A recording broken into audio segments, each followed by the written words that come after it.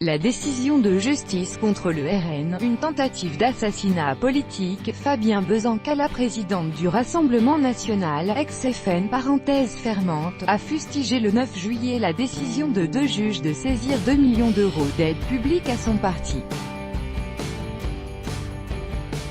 Elle estime son mouvement en danger de mort et parle d'attentat contre la démocratie. D'autres responsables politiques s'inquiètent. Du côté de l'REM, on se dit outré par ces accusations. La Rassemblement National victime d'une fronde politique?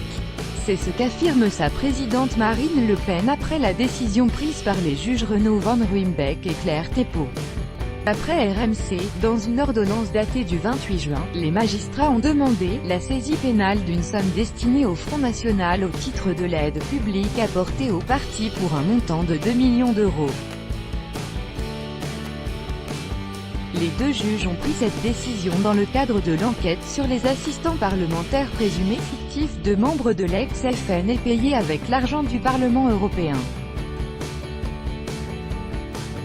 Pour plusieurs personnalités du parti, il s'agit clairement d'un acte politique et d'une atteinte à la présomption d'innocence. Le syndicat de la magistrature visé, les juges Renaud Van Ruymbeck et Claire Thépaut, invoquent l'endettement du parti pour justifier cette saisie. Ils craignent que la subvention ne serve qu'à rembourser des emprunts et soit donc indisponible pour recouvrer d'éventuels dommages et intérêts. Marine Le Pen, elle, est convaincue que cette décision est politique et pointe l'appartenance de Claire Thépaut au syndicat de la magistrature. Le caractère politique de l'initiative ne fait aucun doute, puisque l'un des deux juges est membre du syndicat de la magistrature et l'autre est un de ses compagnons de route. Le syndicat de la magistrature, classé à gauche, s'est notamment retrouvé dans la tourmente en avril 2013 quand des images filmées dans leurs locaux montraient des photos de plusieurs personnalités, dont des hommes et des femmes politiques étiquetés à droite, épinglés sur un mur des cons. Joint par Sputnik, Louis Alliot, député RN des Pyrénées-Orientales et compagnon de Marine Le Pen, est sur la même longueur d'onde que sa conjointe. Le syndicat de la magistrature nous est hostile. Je rappelle qu'il a appelé à faire barrage à Marine Le Pen entre les deux tours de la dernière présidentielle. Il est composé de juges militants.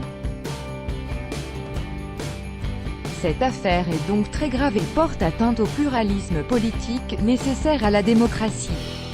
On donne des leçons à la Russie et à la Chine, mais on ferait mieux de faire attention à ce qu'il se passe chez nous. Aujourd'hui c'est le Rassemblement National qui est visé, mais demain cela pourrait très bien être une autre formation politique. Contacté par Sputnik, le syndicat de la magistrature n'a pas souhaité réagir à ces accusations. Bruno Gollnisch, député européen RN à qui le Parlement européen réclame 275 984 €, va même plus loin. Il a fait part de son avis sur cette affaire à Sputnik. C'est clairement une tentative d'assassinat politique. C'est absolument incroyable. C'est sans précédent. Nous sommes la première formation politique à subir un tel traitement.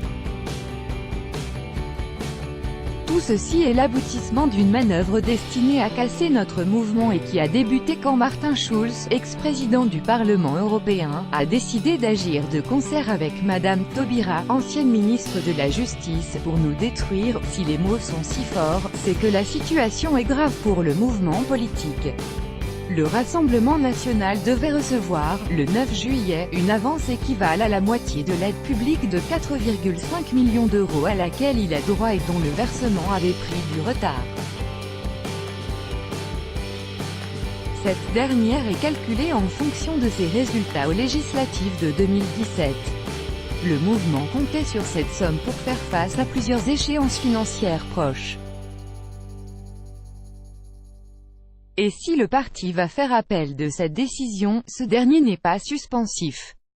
Marine Le Pen a même évoqué la mort de sa formation politique, si jamais il n'y a pas une chambre d'instruction qui se réunit en urgence, et qui constate qu'il y a eu une violation de la loi par des juges et une violation de la Constitution. Alors fin août il n'y a plus de Rassemblement national. Du côté des autres partis, le député LR Guillaume Larrivé s'est montré inquiet de cette décision. Je n'ai pas regardé techniquement la procédure.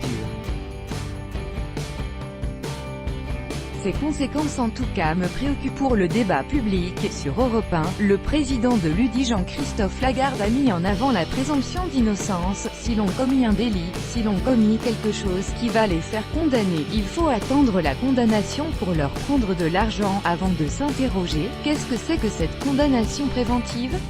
Je ne comprends pas bien. Brice Hortefeux est également étonné de cette décision de justice sur LCI.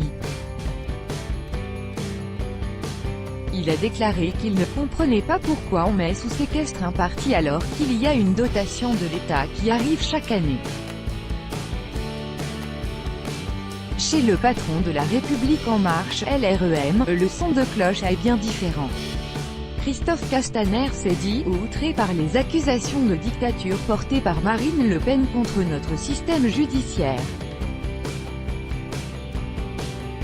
Il assure que le scandale le plus grave est celui de la gestion du Rassemblement national. Afin de survivre, le parti a lancé un appel aux dons. Il a également démarré une campagne de sensibilisation, notamment sur les réseaux sociaux.